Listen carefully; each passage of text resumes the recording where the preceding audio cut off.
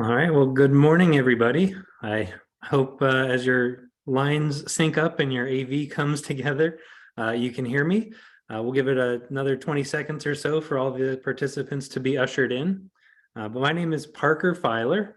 I'm the program manager for Purchase Local AZ, a new program which we're so thrilled to tell you about today. So I really appreciate you being here. I'm fortunate to be supported today by the wonderful Kelly Villa doing moderation and tech support. So Kelly, let me know if everybody's made it out of the waiting room. We still have folks trickling in, but I think we're good to get started. Okay, wonderful.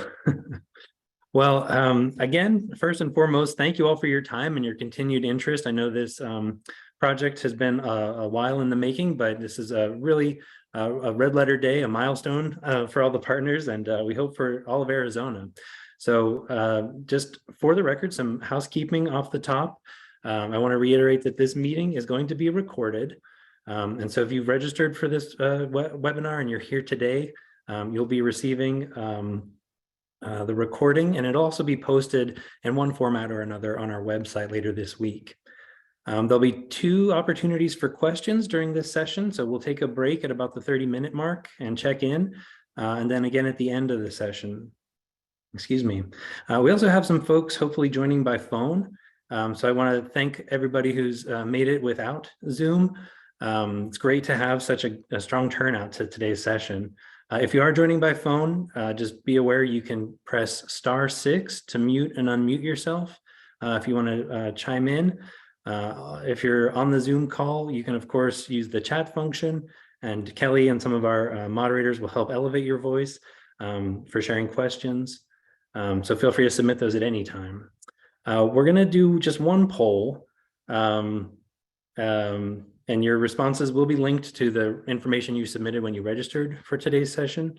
But that'll give us a good sense of who's in the room, because this opportunity really extends to a lot of different stakeholders, a lot of partners in the food system. So it'll be good to know who's here today and who might be involved going forward over the next 2 years. So as I mentioned, Kelly will be our tech host. You can message her directly through the chat just by clicking on her name rather than the everyone if you want to be discreet. And so you can share any concerns about the meeting or any questions. With that, I think we're going to launch into a quick Zoom poll, as I mentioned, just to see who's in the room. So bear with me. This is my first time constructing a poll, and this one's got a couple options. But if you could take a moment to describe your organization that you're primarily representing today, and that organization's role in the Arizona statewide food system. You can see we put up a whole array of descriptors that might apply to your primary entity. But if you can take a minute, we'll give folks time to let us know what brings you here today.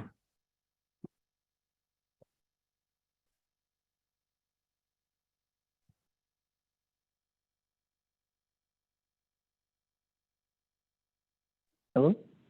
We have about 70% of us have answered. So if you haven't answered yet, go ahead and try to click in. That would be great.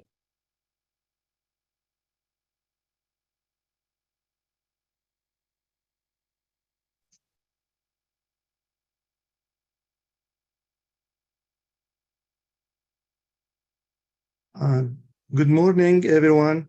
This is Eric Abraham from Best Farmers Market.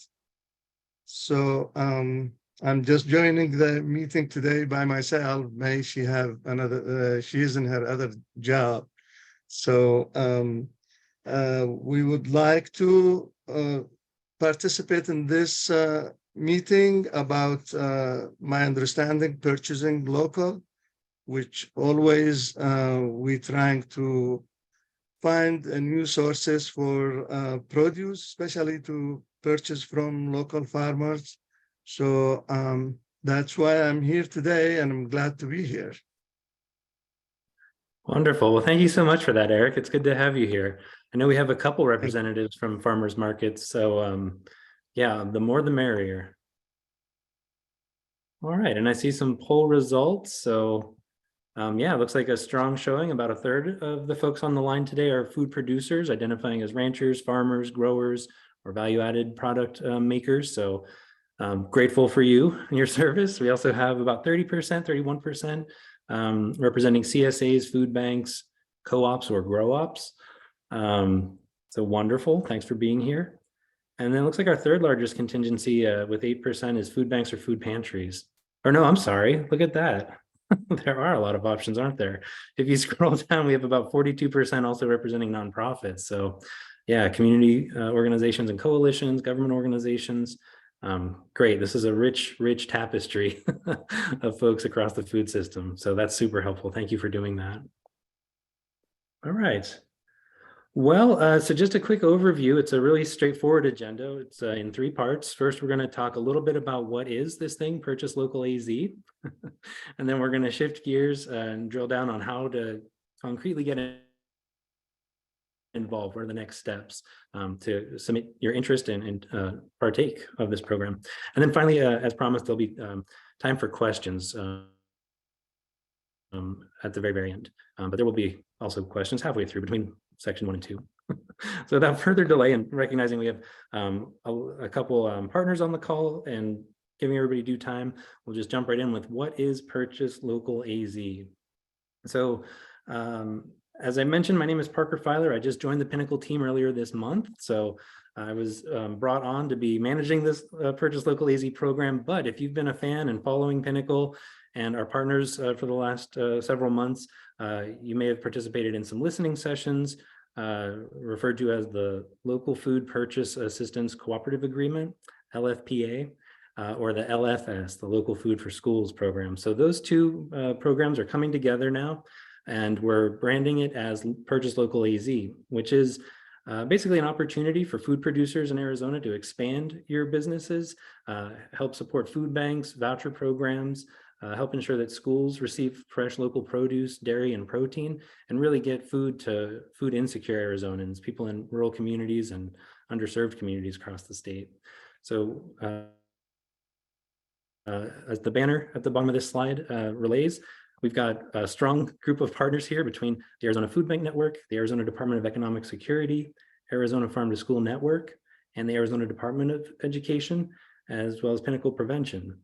So our plan through this program is to help buy locally grown foods and distribute them through food assistance programs and statewide emergency food relief networks. So yeah, let's talk about ways to get involved.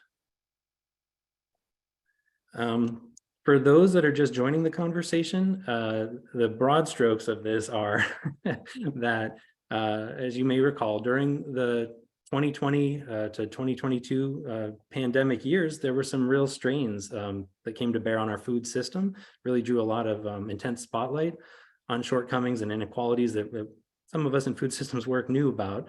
So this program is nationwide, and it seeks to address some of those shortcomings, let's say, is to impart more resiliency to state food systems.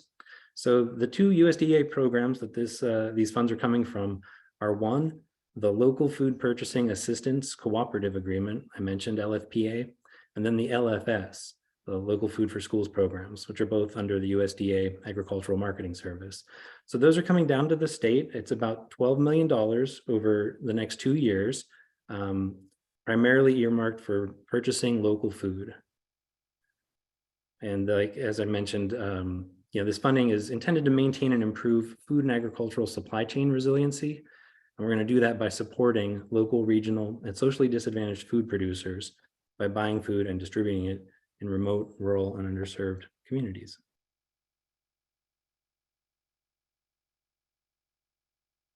Oh yeah, and the project dates are March 2023 to March 2025, so 2 years. And a little bit, we'll drill down and talk about the different partners programs. So broad strokes, though, that are applicable to all 3 of the primary partners here are certain expenses are going to be inbounds and out of bounds for the program parameters. So primarily what is allowable is the local foods, the purchase of local foods, as I mentioned. That's the lion's share of what's permissible. However, some of these funds can be applied towards developing programs, strengthening outreach, improving program management, even renting equipment. We can also earmark some funds for subcontracts if your distribution or feeding programs require subcontracts for storage, food processing, or distribution.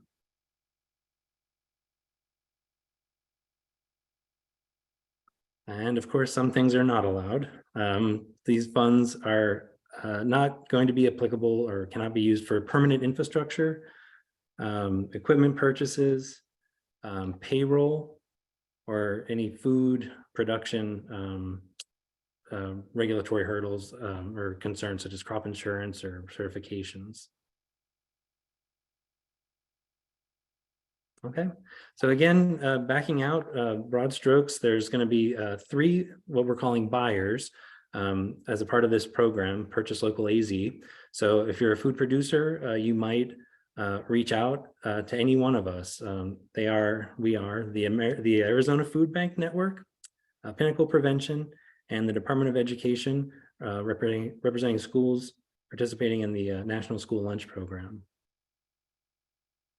So now we're going to switch gears and introduce representatives from each of those 3 buyers to tell you a little bit about the specifics of their program. And I'm going to pass it off to Dion Washington. Thank you, Parker, and thank you to all the partners that are making this happen. We are doing an excellent job of building this airplane in the air while we plan out a lot of funding for our producers. It's an exciting time for the state. So the Arizona Food Bank Network serves the 5 regional food banks in Arizona and 1,000 partner agencies in all counties of Arizona. We build things like capacity grants, we support mobile distribution as well, and we have tried things like home delivery pilots, especially during the pandemic times. On the map there that you see, actually, I know I kind of paused there, but I wanted to kind of, we skip through this a lot, but the actual state on this slide dissects based off of the major 5 food banks that we support. So St. Mary's covers a lot of the northern and western part of the state, and then United and Community cover the east and southern part of the state. And so if you're a producer and you're wondering, okay, well, I'm growing, closer to St. Mary's, then you could be thinking about what agencies St. Mary's works with for you to possibly distribute to.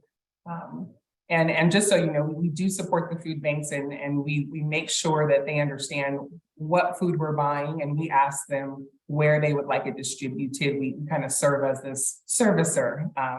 But of course, it's important for us to know where you would like your food placed, and we try to make it a possibility. Okay. So the Friends of the Farm program is Arizona's Farm to Food Bank program, and it was a pilot program back in 2019 before I started here. And the governor at the time blessed us with $500,000 for this program just to try it out. Very recently, it's now added to the governor's budget indefinitely, and someone would literally have to go in there and take it out at this point. So we do, and I will like to say, we do have an additional $500,000 that we receive every year from the governor's budget. But today we're talking about LFPA funds, and I don't want to confuse you any further than I already have. So we do things like purchase Arizona grown produce and protein from local growers at fair market prices. We serve more than now 31 farmers and over 8 counties. We have purchased well over 100 different varieties of local produce and eggs. And we've invested nearly very close to $1 million in local food system in the course of 24 months. And my apologies, I didn't submit those numbers to Jesse and the Pinnacle team in a good enough time, but wanted to make sure I stated that. Thank you. And I think that's it for me. Yeah, thanks. Or I can keep going. I'll keep going. So some of the direct and regional projects that we're doing is, this is actually Pinnacle Prevention, but I can speak to it because I participate sometimes. Okay, we're going back to the Friends of the Farm side, and someone else is going to go to that. So thank you. I'm so sorry, Dion. Parker was on mute, so he was speaking and taking over, but we're just gonna roll. We're rolling with it. No problem.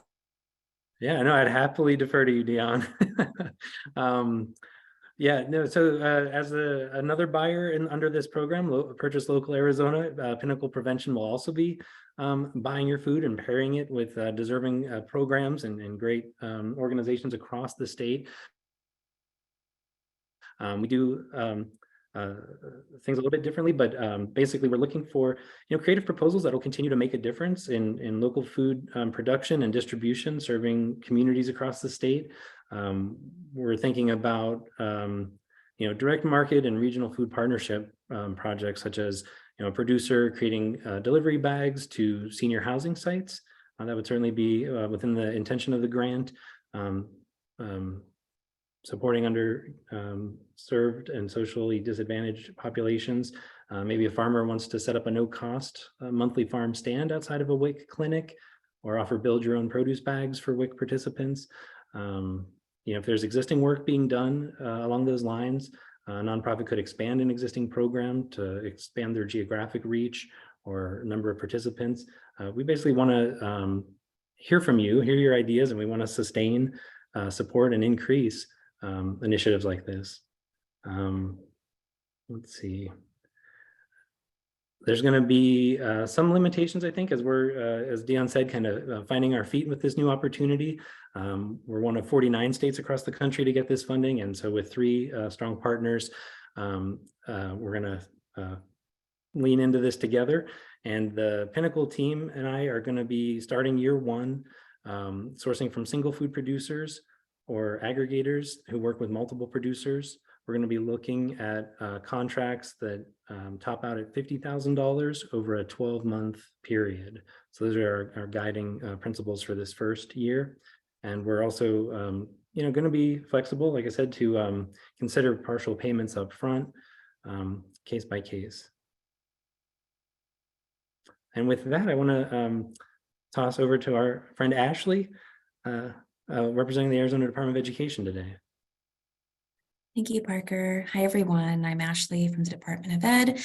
Here in our Health and Nutrition Services Division, we administer the child nutrition programs for USDA. And so some of the ways that we promote local food in our schools is by providing technical assistance to our over 1,800 sites over the 15 counties, roughly across 500 school districts. We have state capacity grants, so specialized programs that helps encourage and support our schools to buy local food. We have annual Farm Fresh challenges that also promote and celebrate schools that are buying local food. And then we do and are beginning to start some reimbursement pilot projects. So reimbursing schools for local food that they're purchasing. And that's also how the program with the Department of Education will work. Next slide. Okay, so with the Try It Local program, our project guidelines are really focused on those eligible schools. So those schools that are participating in the National School Lunch Program. And also worth emphasizing is that local food is specifically categorized as unprocessed or minimally processed foods. So that includes produce, dairy, protein, grain from local producers and ranchers. This can include this can include local food that's served within meal programs or in any distribution method that the school chooses to underserved communities. Our grant is focused in an 18-month time frame, and we are not having a maximum or minimum contract restriction to our schools. Next slide. I'm not going to read this slide, but I am providing it for context for y'all. There are allowable and unallowable specificities here around how the USDA is describing minimally processed foods. Most of you that are producers or working with producers, this will be pretty clear. Whole foods is what we're focusing on here. And anything that then becomes like a baked good or is a ready to eat item would be qualified under that unallowable or further processed product that we're not focusing on in schools. Next slide. So some examples, and this is referenced to in an FAQ document that we'll talk about a little bit later. Some try it local project examples will include any food that's served in the school breakfast or lunch program, anything that's emphasized as a taste test or sort of a vendor product sample to schools for either further education in the classroom or the cafeteria, or presenting new products to cafeterias to serve in that meal program. It can be part of an existing enrichment program like the Fresh Fruit and Vegetable Grant Program. So schools that maybe want to emphasize an education snack-based program, but maybe they're not on the Fresh Fruit and Vegetable Grant Program, can choose to implement one and get reimbursement through the Try It Local program. Schools can also choose to serve or provide household food bags on a school campus, so something that goes home to families. And schools can also choose to have a pop-up food pantry on a school campus. So another fun way for schools to serve local food to their school community. Next slide. I guess that's it. Cool. Thank you, Ashley. So the second part of the presentation today, we wanted to pause here and ask for questions. I know we're about 6 minutes ahead of schedule, so good job, Ashley and Dion. We're ahead of schedule, but yeah, this is a break for any questions that participants by phone or in the chat or on Zoom might have about what's been introduced already.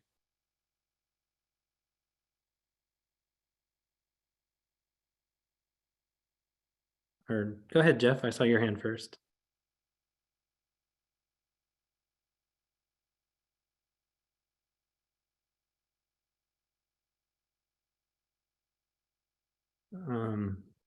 Are you talking to me?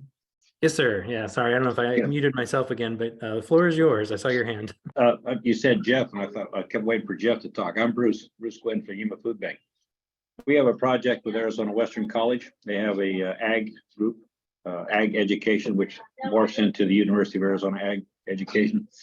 And they are growing 1/3 of an acre of carrots for us, which our deal is they can give all the credits we want. We want the carrots. So can those carrots be sold to the food bank on this program? They're going to give them to us anyway, but if they could sell them at market price or whatever, however your program works, they could invest that money back into the next crop and more equipment. Would that qualify? I'm going to take the jump on that since you mentioned food banks. Yes, that absolutely would qualify. We do support organizations like schools and things like that that are growing food to help with that that money going back into their garden. What we would do is just connect you with the closest food bank that's close to you and arrange that, but that would qualify, yes. Okay, and one more question. The University of Arizona Ag Extension also grew almost an acre of a garden this year and donated the whole thing to the food bank. Would they qualify? That's an excellent question. Yes, we are working with another university, I believe, in Yuma. It would be the first, but we would have to make sure we do all of the guidelines that are required, but yes. Mm-hmm. When you say work with another university, not the University of Arizona? No, it's one in Yuma County. Well, and I'm not thinking of the name off the top of my head. It's not coming to me, but well, it's a similar. There's Arizona Western College, and the That's others, it. Okay, well, that's the project I'm speaking of. Are they already in contact with you and working? Yes, they are. Yes, and we are in contact with. We're going to partner them with Yuma. Yeah. Okay, but my next question was the University of Arizona Ag Extension, which grew a whole acre of product of a variety of materials, and there must have been, I'm going to guess, close to 3,000 or 4,000 pounds of stuff they delivered this year. Would they qualify? Yes. Okay. So they can contact you and work out the okay, when you get a chance, could you send me your contact information so I could send them? Yes, sir. I was getting ready to put that in our chat, and then on the last slide of this presentation, all of our contact information is on there. I encourage you to just kind of take a picture with your phone or something for all 3 people. Mm-hmm. Okay, one more question. I came on late. What is your name? Yes, my name is Dion Washington. It's spelled D-I-O-N-N-E, Washington, just like the state, and I'm with the Arizona Food Bank Network. Very good. Wonderful. Well, thanks, Jeff Bender. I'm going to go down the order. Kelly's been keeping track. It looks like Anthony was next, but I'm not sure if Anthony, did you get your question answered? Anthony Black in the chat? Yeah, I'm good. Everybody answered. Thanks. Okay, yeah, absolutely. Next is Barbara Halden. Hey, good morning. My question was a little bit, I need to understand the whole thing, how that all works. So these $12 million are here now, and there are different organizations that actually have the money and that will give the money to then purchase locally. So I'm asking from the side of really doing something in schools about giving out the free food. So do we have to choose, like Ashley just explained what they are doing from ADE, do we have to choose one of the organizations that have the money and apply to that organization to get the money for the food, or how does it actually work? Yeah, no, that's a great question. So essentially with the three of us acting as buyers, we're going to walk you through in the next section how to submit the intake form, and we'll be working internally and collaboratively to see what makes the best fit. But if you come to the table and fill out that intake form with an existing partnership or an idea of who you might like to work with or continue working with, that'll help us find the best partner to pair you with. Okay, great, wonderful, thanks. Yeah, thank you, Barbara. Who is next, Kelly? Carolia? Hey, you did a great job. Good job. Good job on the name. Thank you. You may be covering this in the next segment, but do you have a definition of what is considered local, right? And I think so. I'm curious about that, and I'm really curious from the protein side of things and meat production and all of that. Just wondering what that definition might look like, particularly processing. And then I'm really curious about volume, right? So is there a minimum amount that a producer or farmer, rancher, whatever that is, has to be able to commit before you can buy? I'm happy to take that question on. Hi, Carolia. It's good to see you. I will try to answer your first question, which is what's the rules, right, for USDA and what we're allowed to pay for processing.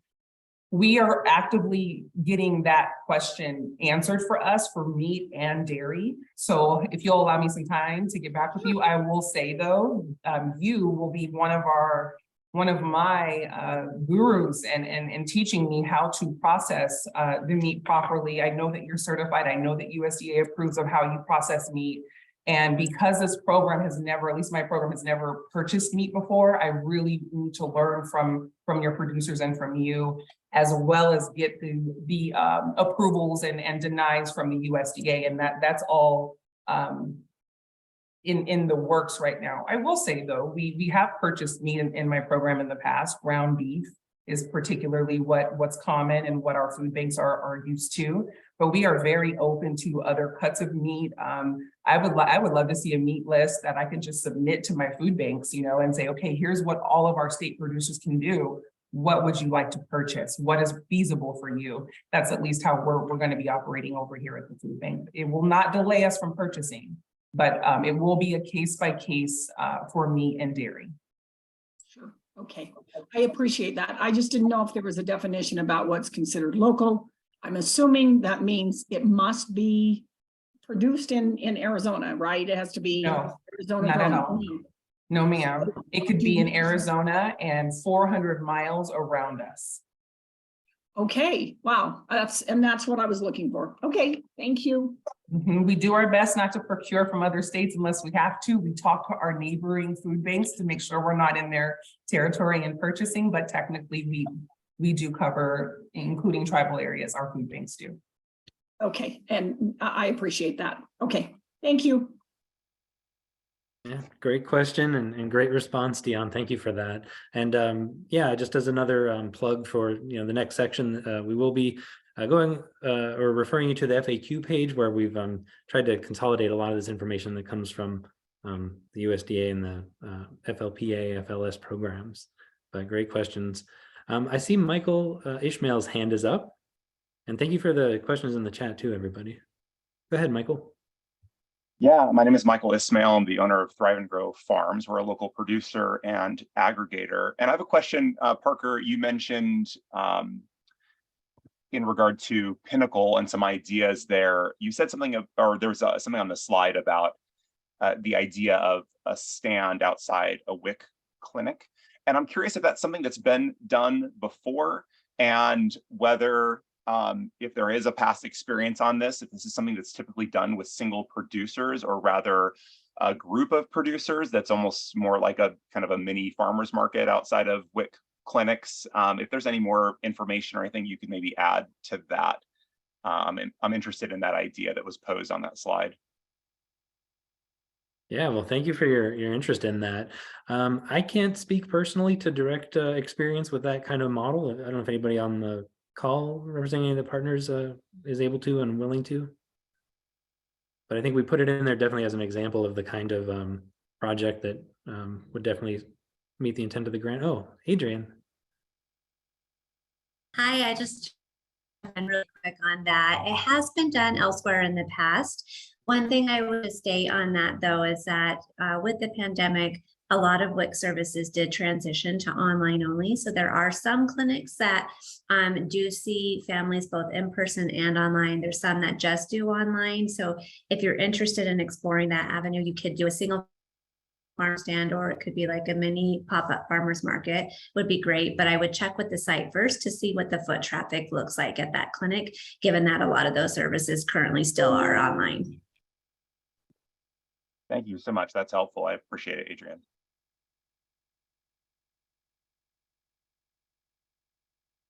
Yeah, very good. Well, thank you both. So we're still doing good on time if there's another question. Otherwise, we'll jump into part 2. And there will be time again for questions at the end. We may address Sarah's question in the chat about the size of producers we're hoping to work with. Oh, okay. Yeah, thank you for calling attention to that. Yeah, what scale of producers are you looking to purchase from? Are you hoping to support small scale producers, ranchers, and farmers? Yes, absolutely. Do you have specific certifications you are looking for, purchasing organic, humane, halal, which is wonderful. Thank you for bringing that up. At this time, we don't have a set, like you must be GIP-GAP certified or USDA organic certified, but we are making sure you have a food safety plan in place. Some people are on the good market. Some people have just literally a plan that they have typed up and written down who they buy their seeds from, where their water is sourced from, that they test their soil, and then how they take care of that food, how they harvest it, and then how they store it in a cool environment, and then how they distribute it. And that's kind of what I'm looking for as far as this program goes. It's just having this outline from seed to distribution. How safely are you producing that food? That's really, really important to our food banks, of course, to everyone that's receiving food. We don't want anyone to get sick, but just having that in plan. I will ask that from you before I procure from you.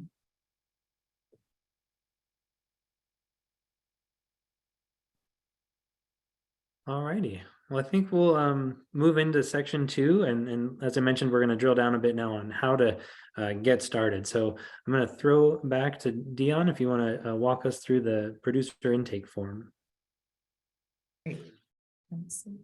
Okay. So I'm going to share my screen. Attempt to. Love. Share screen. Screen 2 is that what I'm going to share? Okay. Can you all see a map? Is that what we're saying? It should be. Are we seeing purchase local? Yep, we're seeing the website. Awesome. So there's 2 ways to access the produce intake form.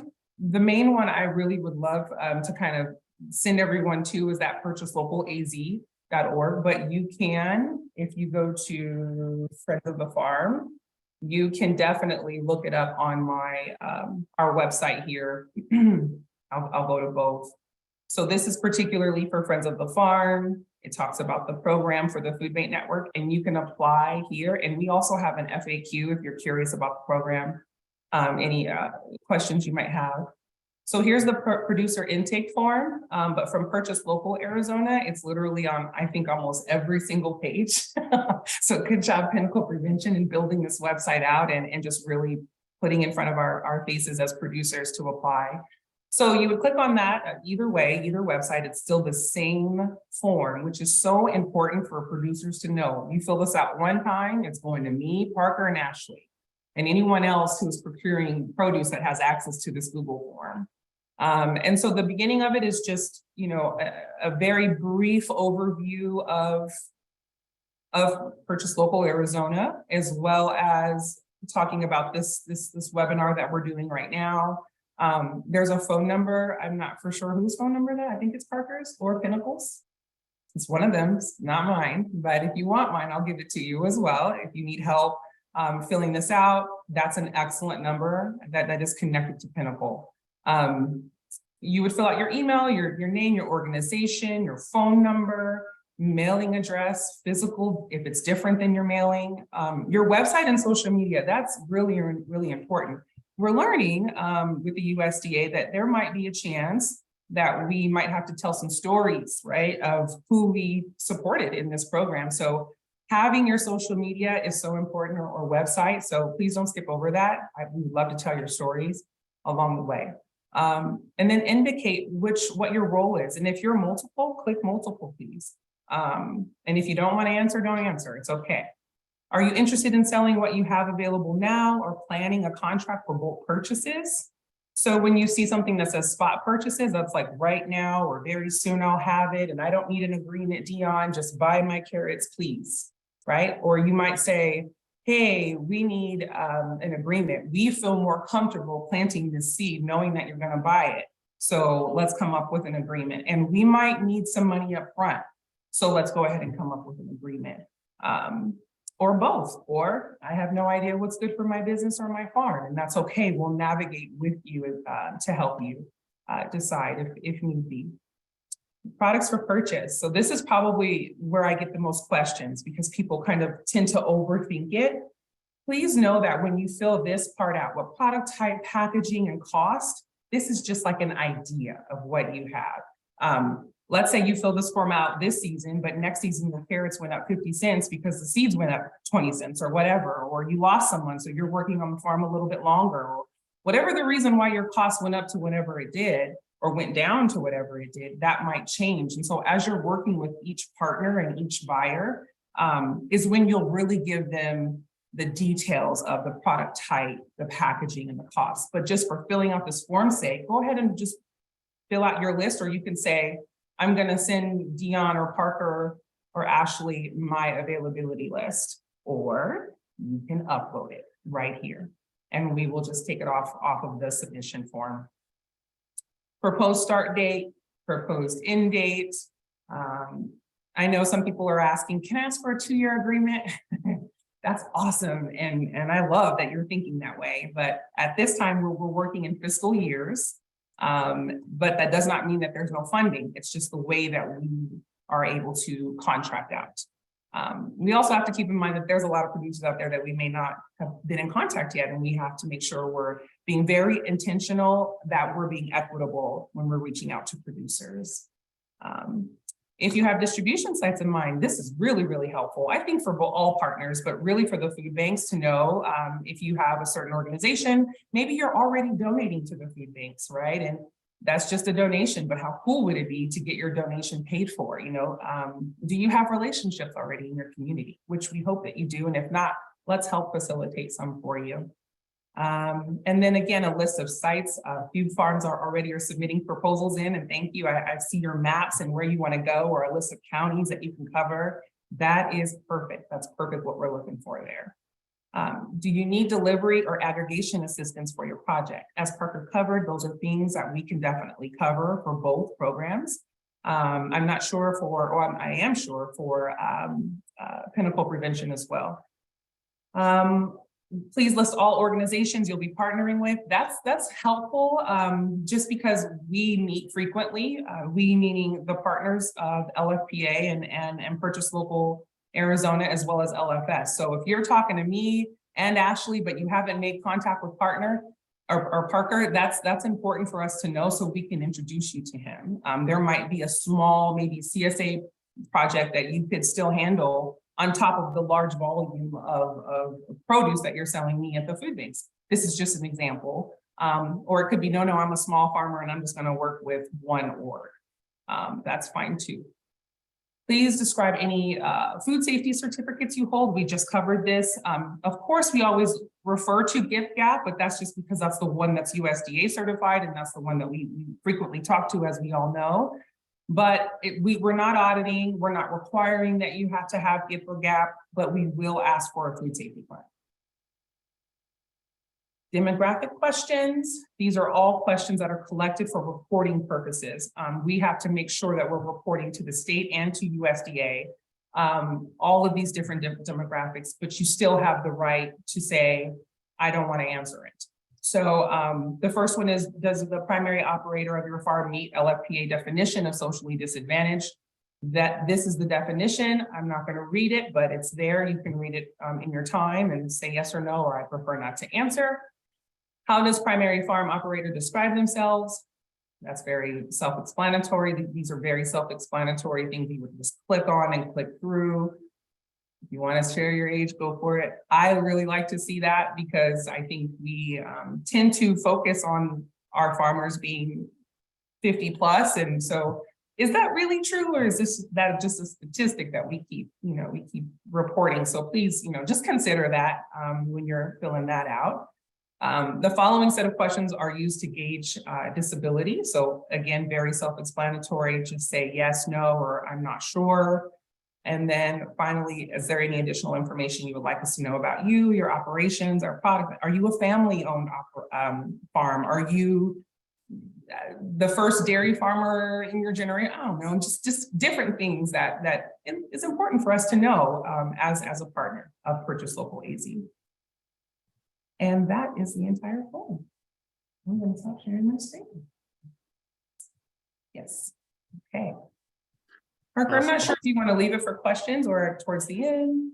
Well, I think I was just going to pivot briefly and kind of dovetail off of the producer intake form and just introduce folks to the community partner intake form. Both of these forms are on the website, which I believe is linked in the chat, or you should be able to find it is live now. But similarly, if you're a producer, navigating the form Dion just walked us through, again, that's not a commitment, but it is critical information so that we can read you into the program and pair you with somebody. But if you're somebody who's looking to partner with a grower, we have a community access partner form. And so this solicits a similar set of data to help us better understand your interests, your needs, your bandwidth. Again, so we can make meaningful interventions in bolstering our food resilience across Arizona. So again, this is on the website, similar set of questions. You'll be able to navigate the website very easily. We've got a great team who set that up. So just find the tab that applies to you. And also on almost every page is a link to an FAQ, a frequently asked questions document, to help you navigate maybe some terms or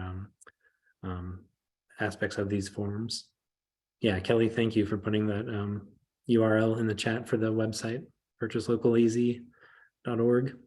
So this is our last break before the hour. And so this is all questions about everything you've learned today. So we'll open it up to folks on the phone or in the chat here on Zoom. I would love to I saw one, I know Kelly's keeping a great eye on it, but the gleaning, please know that we do purchase from gleaning orgs as well.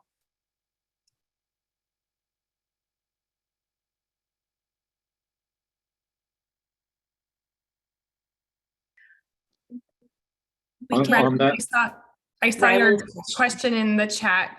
Once the producer intake form is filled out, someone will be following up with you in the maximum time of 2 weeks. So hoping it will be a shorter turnaround, but within at least 2 weeks. someone will be following up with you to talk about your specific needs and project proposal.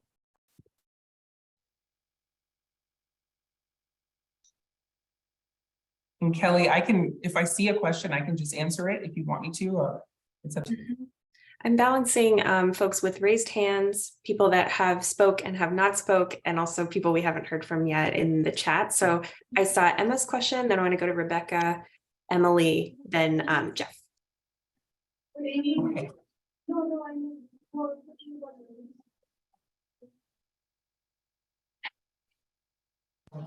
Emma? Yes, sorry, would it be helpful for me to read it? I can do that. So I was asking for community partners, do they need to be like formal nonprofits, or can it be any community organization that's doing some kind of food distribution to underserved communities? Yeah, that's a great question. I'm gonna take a whim at it. You don't have to be a nonprofit, it's like a 501c3, right? But if you are a organization, a community-led organization, and you're distributing food, your boots on the ground, we want to hear from you. Please don't let a 501c3 stop you from distributing, and you do not need a fiscal agent as well. If that's your thought next. Yeah, thank you so much.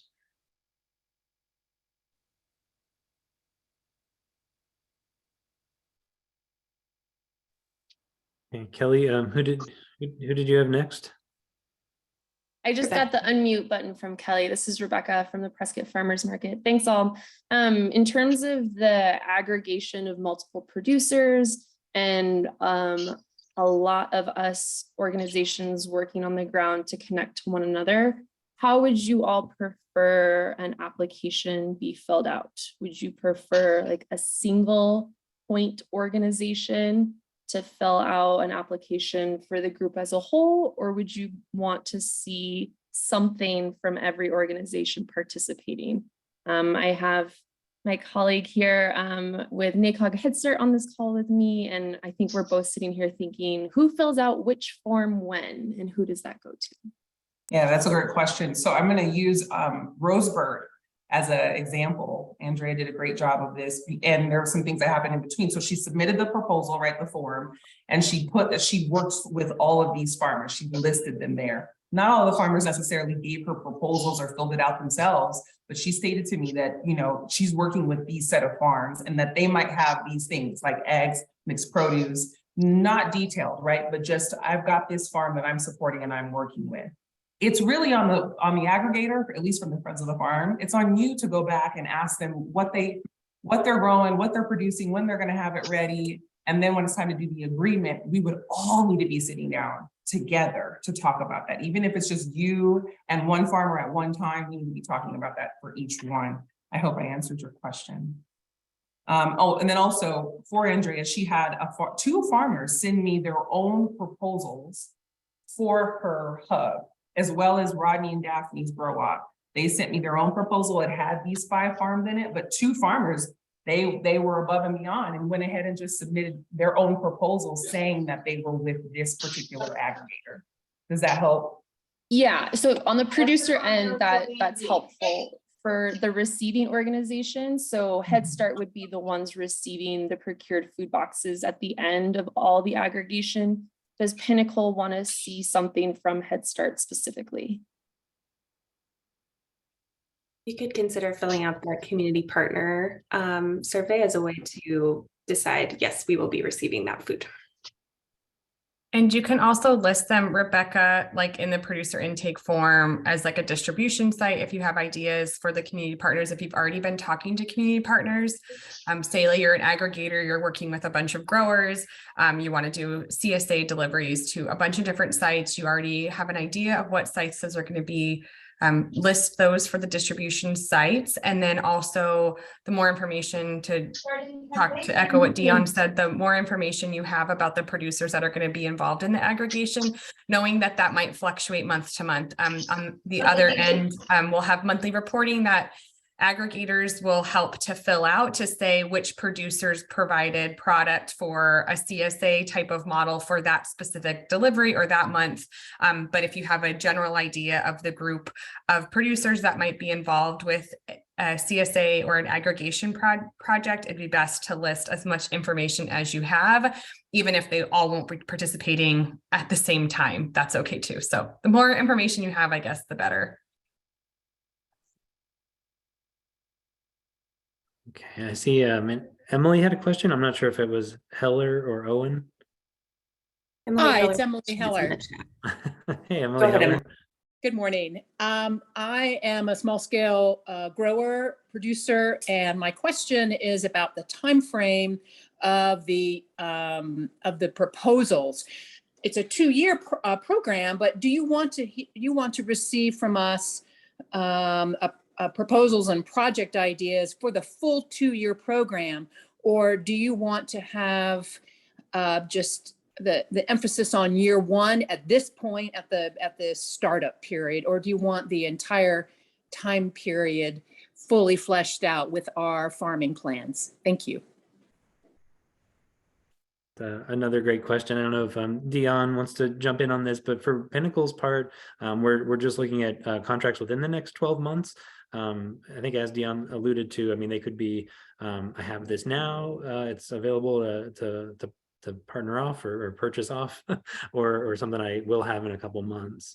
But for us, it'll be the 12 months, just year 1.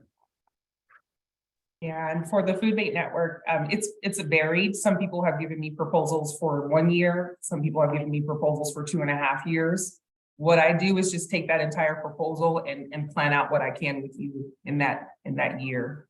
And right now we're just doing agreements for fiscal years. Again, that doesn't mean the funding's not here. That just means that's just the way our budget operates, and that's how we have to report. I hope that answers your question. Yes, thank you very much. All right, Jeff Bender. Is that me again? It is. I don't know why Jeff Bender shows up because my name is Bruce Quinn, but you keep calling me Jeff, I'll keep answering, so that'll work fine. Well, Bruce, are you with United Food Bank? I'm with Yuma Food Bank. Yuma, okay, because I think Jeff used to work there, and that name is still attached to it for some reason. But Okay, I well, know that's fine. That's fine. I'll go by Jeff. I can handle anything with. Hey, we're starting to put together programs with the local FFA chapters for gleaning. So would they be eligible? Hmm? Okay, Yes. I'll have them contact you. Very good. I like that. Thank you. Absolutely. All right, I'm gonna go to Caesar, or no, I'm sorry, Ben, and then Caesar. Ben, do you still have a question? Oh, sure. Yeah, I just had a question about pricing with Manzanita Outreach, and we're looking at, with Rebecca here, doing a larger aggregation of farms here in Yavapai County. And so sort of just 2 questions on pricing. One, within right now, we've been in touch with Dion and working through all the administration of this. How is pricing determined with just one buyer, and then how is it determined or audited or edited or looked at between multiple buyers? Okay, I'll start. So for this organization, we have a pricing guide, and so we don't like to call it a list. You know, we send this guide to our food banks of just the items, because the food banks don't necessarily have to care about the price, right? But they need to know what's coming in. So I give them a list, and then they say yes or no to those items, and then I research the fair market pricing. So for example, if tomatoes are between $3.50 to $5, that range, I'm going to plug that into my pricing guide as a procurement and aggregator. And if Ben, you were to tell me, oh, such and such's tomatoes is $3.50, but this person's tomatoes that I buy from as well is $4, I'll be able to say, okay, that's fine, that's within my range. But let's say you had a grower say, well, my tomatoes are $6. Then I would have to say, okay, well, tell me why. I may not say no, but tell me why. Is it that your seed is more expensive? Do you have to water more? Are you in an area that's severely drought? You know, these are just examples, but we want to hear why it's more expensive before we procure or say no. And I can just echo, as Pinnacle for a buyer, we echo Dion's road that she's paved in this space, as it's also new for us. We also realize that labor is different in all regions of the state as well. So all of those factors will come into play when you're talking through price with us. So we don't have a set price standard. Again, it's a range that we will also be using and working with individual growers and aggregators on as well.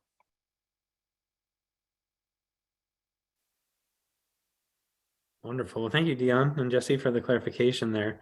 Want to keep one eye on the clock, and I know we have a few more questions. So Caesar, I think you're up.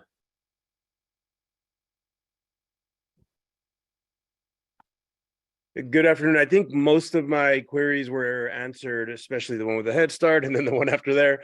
As far as being a small producer, but having different places, including other markets where we charge, and then different places where we drop off food, senior centers, and so forth. I think I've got that answered. I think it's a way to work through all that.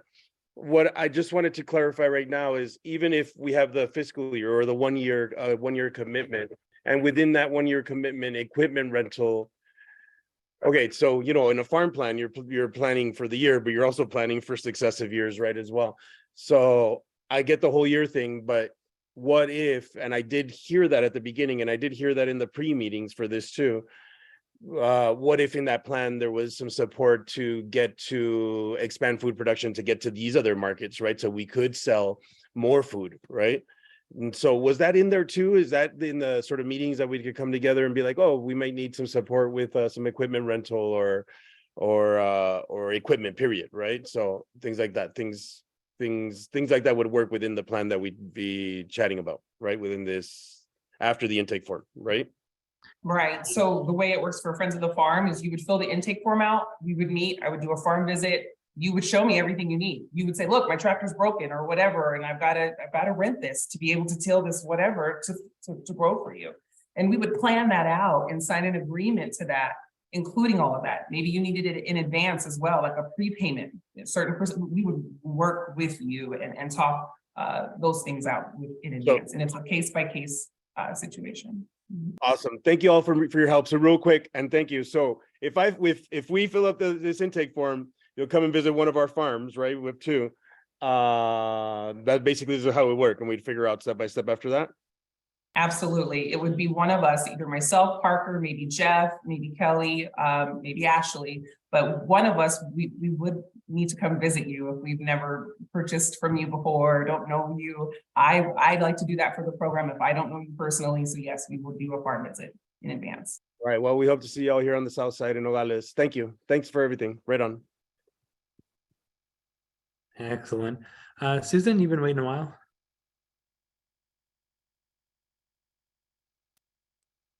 I don't want to keep people here, but I wanted to say, I mean, this is so exciting to see, one, all these people on the phone interested in this program, and two, that this is all finally coming together. My question is about, and I look at this from more of a policy perspective, but just knowing that USDA is going to be putting out a lot of other resources in this area through their regional food business center and the organic transition program, their small producer meat processing. How do we think about connecting all of these different inflows of resources to make sure that this is really successful, that our farmers are getting what they need? I mean, I hear you, Dion, and that sounds really great, but I mean, there is really going to be so much coming through, and this is the group that I think that really needs to be connected to all of this. So we're hoping to do some work here through the Sweetie Center, and I know there are other organizations. I guess I'm wondering how ASDA is connected through this, because I didn't see them on your list. But to me, there's a little bit of coordinating work that also should be done to make sure that everybody's really successful. Yeah, I think the best thing to do there, because we all have we're trying to purchase food, right? And we've got a lot to purchase in a short amount of time. So I think the best, just my humble opinion, is sending over any information you have like that. You list like 3 different orgs that we should be either, or entities that we should be reaching out to or educating our producers on. Purchase Local AZ is for that. It's for educating and letting our producers know other opportunities and other markets to get their produce out. And that is really why we're doing this. We all know that this funding may or may not continue. So what other opportunities? What other baskets you're putting your eggs in? So Suzanne, you make a great point. And I hope that Purchase Local AZ, the website that we have built out, will be that reference guide, that point that farmers can just go to and see what other opportunities are out there. And I can just add in really quickly that Arizona, when we first applied for these funds, was really looked at as a national model. This was a collaboration between 4 of our state agencies. So it was, only Department of Ed and Department of Economic Security are listed because they're the ones that ultimately submitted the grant. It was also partnership with the Arizona Department of Health as well as Department of Ag. So in the applications and the proposals, there's a long list of collaborators and partners that are making all of this happen. And I would say there's lots of different groups that I think are really plugged in. Ashley already typed into the chat the Farm to School Network, which is really through their procurement work group, are really working to help build the capacity of producers to be able to navigate and switch to different market channels and have the resources that they need to do that. The Arizona Food Systems Network is also working on the policy and to try to connect all of these resources together. But Purchase Local AZ as a website is also going to be a hub of resources. Our goal is also to connect producers and other entities to funding that's also going to be possible in the next 2 years to make some of these connections happen, especially for some of those like last mile delivery type of efforts that we know are desperately needed. And so I think we do have a commitment from lots of partners that are on this call that have been, working behind the scenes for the last year to make this happen. And so I think we'll also be building that out on the website as well. And any resources that y'all have that would like to go on the website that have helped you as a producer to navigate spaces, funding opportunities that you think might be relevant, please send them our way, send them to Parker. We want to make sure that we have everybody tapped into that and are working, in that collaborative fashion. Yeah, I just want to echo an appreciation for that enthusiasm and recognizing the opportunity, Susan. I think we have a really big one to take advantage of together here. So I want to ask Kelly if you can go back a slide. Some folks in the chat were just curious about contact info, but it's all on the website, purchaselocalaz.org. There's a contact us page, but that's the next steps. So I want to recognize that it's a little past noon. And we just have one more person. I see Geraldine, you're waiting. You have your hand raised, and if you're still here, we could just do one more quick question. I appreciate you sneaking me in. I'll be brief. I had the benefit of being on a call with a bunch of other food banks who have already received their LFPA funds and have been purchasing from local farmers within their state.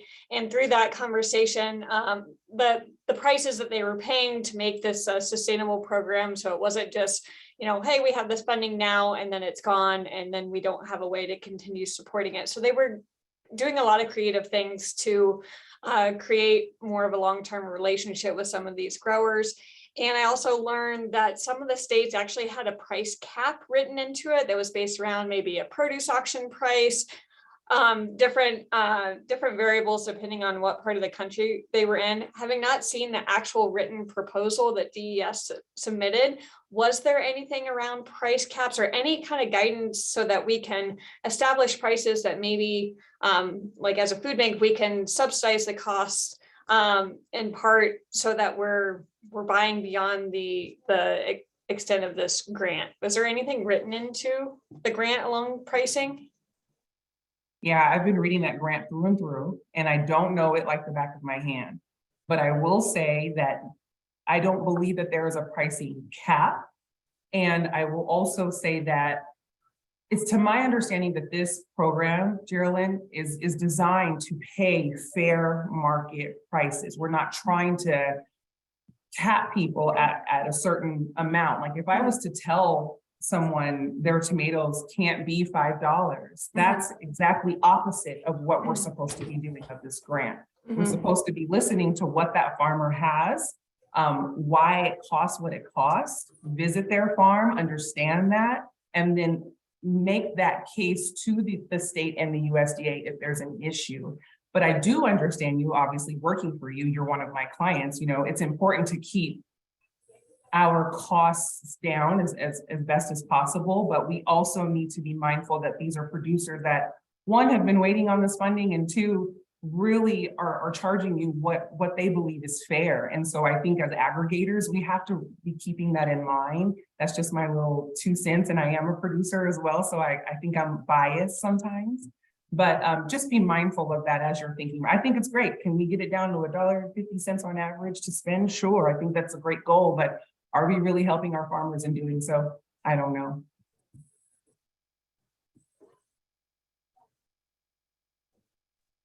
And I hope I don't get fired for saying that, but I love my. No, I think it's important. I just wanted to know if there was something written in, and I think some of the other states have, you know, maybe it was written by their Department of Ag, and so it was written in a way, you know, maybe differently than we approached it. But having not read it myself, I didn't really know how it was approached. But I do think it's something that, you know, is going to keep coming up, and we'll work our way through it. So thanks. And that is very true. There are states that are using a strict pricing standard, and they are only buying a certain standard or price of products, only working with growers that have certain certificates or types of growers. So every state was able to write their own application. In the Arizona application, we did not refer to a pricing guide or a pricing standard that we were going to be following. And then through this process, like learning what are the needs for long-term, should programs like this sustain when regional food business centers do come online, how can we fold this work into what's happening at a regional scale? I think we're all looking to learn those things, but our application did not have anything about using a standard pricing sheet that other states absolutely did.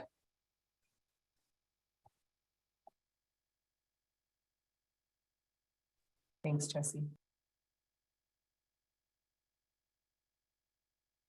And I can hang out too. I don't have anything this afternoon. So if anyone has more questions, I want to stay on longer. Yeah, thanks, Dion. That's super thoughtful, and likewise, I'll hang on the line, but recognizing it's 10 past noon, I'll say thank you again for being here, everybody. It's really wonderful to see the network in one Zoom room, and please access the website and reach out via the contact forms, and I look forward to talking to you soon.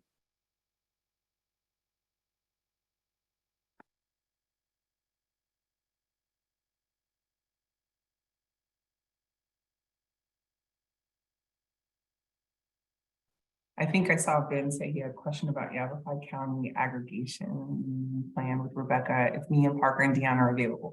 Yes. Absolutely. Yeah, I was just trying to wait till the end if there was no more general questions. Rebecca, are you still here? Oh no. I don't see her anymore. I waited too long. If folks have a question, it's easier to unmute yourself at this point because the chat is super lovely with everyone saying thank you. So if you do have a burning question, please do unmute at this point, and I'll stop the recording actually.